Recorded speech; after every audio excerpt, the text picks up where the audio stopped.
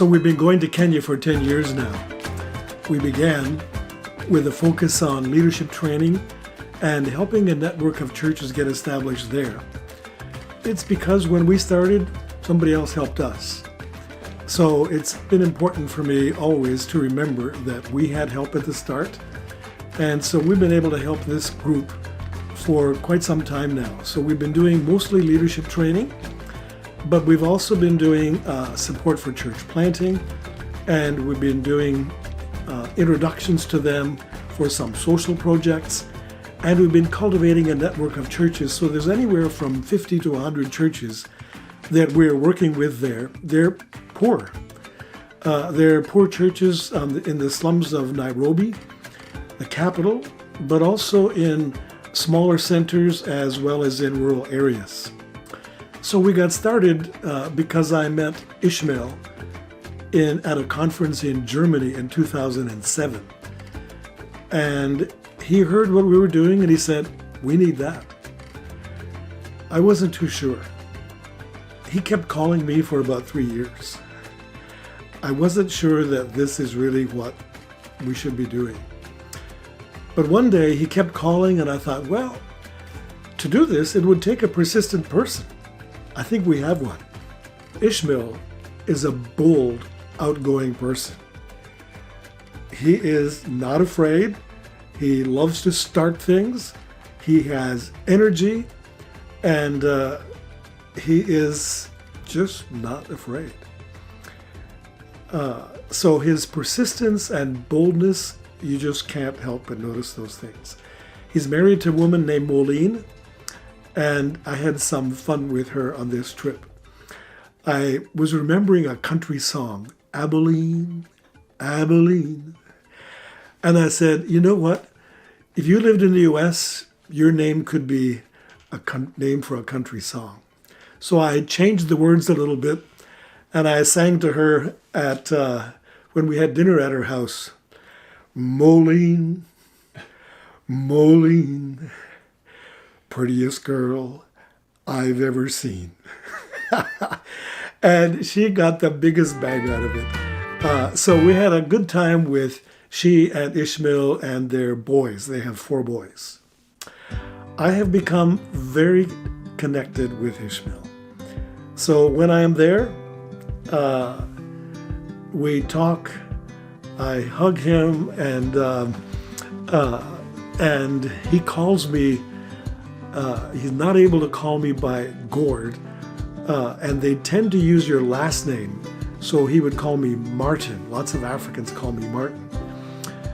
But he calls me mature brother. But when he says it, it sounds like this, mature brother. There was quite a bit of uncertainty about whether we should be going or not. Because of COVID, not everybody thought it was a great idea. But by about the end of July, Doug and I together decided, let's do it, let's go. It's a 13-hour flight from Toronto to Addis Ababa, which is the capital of Ethiopia, and another 2-hour flight from there to Nairobi. We stayed at the hotel that we normally stay at, but they have improved it quite a lot. It was really quite nice. There was one thing that I had that I've never had before. I had a mouse in my room. And I never was able to catch him, but, and I can't say that we made friends exactly, but we accommodated each other. From my window, I could look out and see a very busy street corner. And if I looked the other way, I could see a busy set of stalls that were like an outdoor market. So this is the place that we've been every time we've gone. It's been 10 years since Vision Ministries Kenya got started. They were very eager to have a celebration, and they know how to celebrate.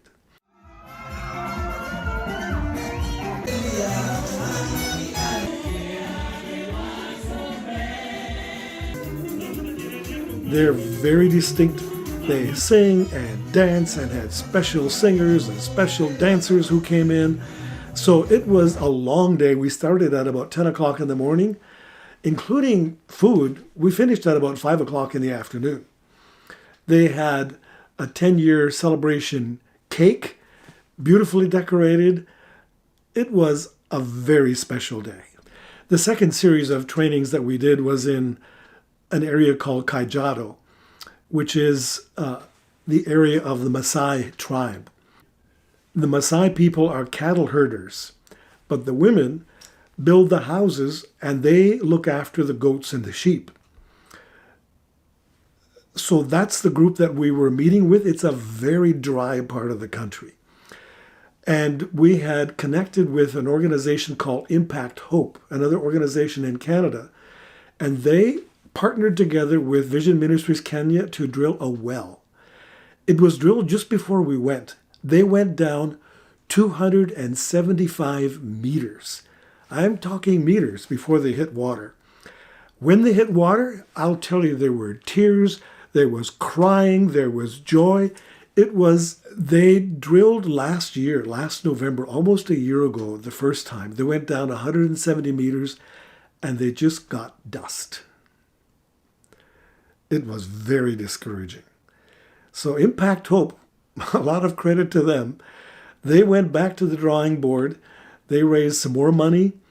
And Ishmael went back to his people in Nairobi to say, okay, where should we be drilling this well?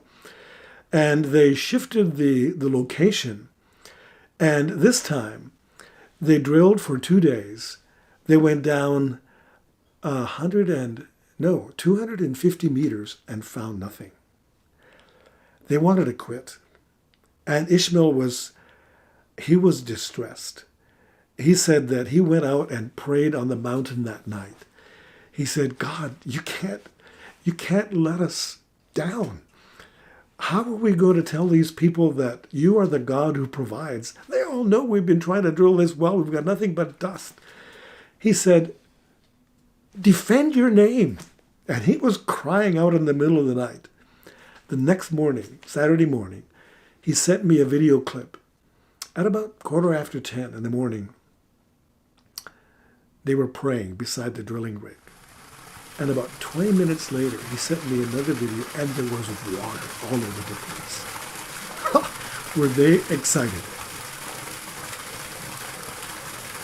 It was good quality water. We drank some of it when we were there.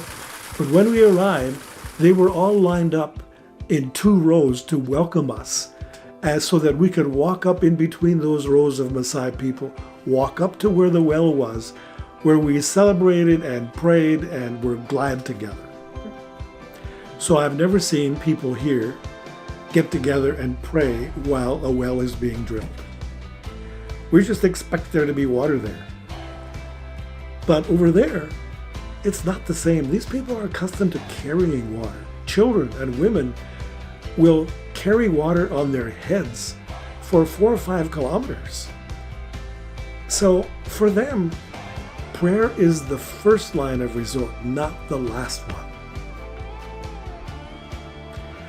So for them, there is a desperation about prayer that we don't know much about. Every time I go, I'm struck again by the poverty. Kenya is not the poorest country in Africa, but they still have a lot of poverty. They have wealth and poverty. But we have been working with the poorest people. So when we are there, I'm struck by the sincerity of their faith, the intensity of their prayer, the vigor of their worship. Those are all obvious. You just can't miss it. So we did our leadership training there. We celebrated 10 years of VMK again in Kaijado. More dancing, but this time they danced the Maasai way, not the way they do it in Nairobi. And what I always bring home is that I say to myself, I can't forget this. I came home and I sat down with Heather at the kitchen table and I said, this kitchen is so big. When God fed the children of Israel, he gave them manna. And the ones who gathered a lot didn't have any left over, and the ones who gathered a little had enough. That when God feeds people, there is equality. The shocking inequality is just hard to swallow. One of the things that I was very much struck with on this trip was how necessary it is to provide social benefits for people who are poor. They need help. It's one thing to do leadership training, but what people are aching for is practical help. Yes, we want to do leadership training, but we have to ramp up the social benefits that we're providing along the way. So I've been talking with Impact Hope about this already since I've been back. I had breakfast with Brad Wilson about this, saying we have to increase the effort that we're making on developing social programs, and we have to find a way to do it so that we can provide benefits for both men and women, because God made us equal. That when He feeds people, He feeds them so that everybody has enough. I believe that that should be our guiding principle. It's not a good thing for us to say, well, they're poor and we're rich, and that's just the way it is. There's not much we can do about it. We can't fix all the problems, but we can definitely do something. And so we're spending $50,000 a year for the next 5 years just to provide basic support to help Vision Ministries Kenya function. In addition to that, I would like to ramp up the support that Impact Hope is providing. This year, they spent a lot of money on that well. I would love for us to go back to Impact Hope again and say, what are the next projects? Because it's fine to have a well, but we don't have a pump or a motor or solar panels to run it. So right now, that's the next big need. One of the concerns we've had all along is that the people that we have been working with have not been able to contribute much financially. So local financial support has been very hard to come by. This well has the potential to provide local funding. We've never been able to do that before. I mentioned earlier about Impact Hope. They used to be called Missionary Ventures Canada. So they do projects in quite a number of countries, but it's really because we have introduced them to Kenya that they are working there.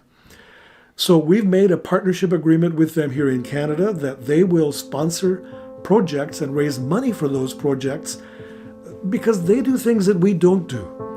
We provide leadership training. We have experience at developing networks of churches and church planting, but they have experience at developing social projects, providing microfinancing, providing agricultural support, providing wells. And those are things that people need. So it's valuable for us to have this relationship with Impact Hope here in Canada. They're headquartered in Guelph, because they are able to do things in Kenya that we are not able to do.